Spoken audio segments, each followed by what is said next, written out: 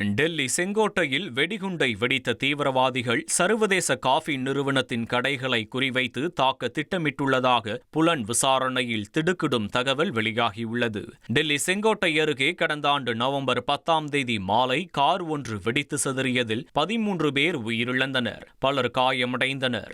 3 மருத்துவர்கள் உட்பட 8 பேர் கைது செய்யப்பட்டனர்.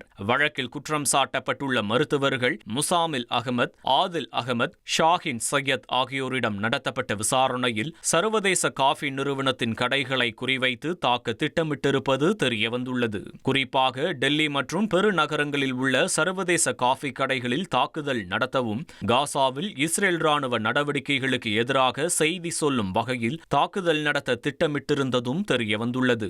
ஜம்மு காஷ்மீர் பாதுகாப்பு படைகள் மீது தாக்குதல் நடத்த திட்டமிட்டிருந்ததும் விசாரணையில் தெரியவந்துள்ளது. இனி செல்லும் இடமெல்லாம் செய்தி. தந்தி டிவியின் வாட்ஸ்அப் சேனலை ஃபாலோ பண்ணினா செல்ல இருக்கும் இடமெல்லாம் செய்தி. இதோ QR கோட் இப்பவே ஸ்கேன் பண்ணுங்க, ஃபாலோ பண்ணுங்க.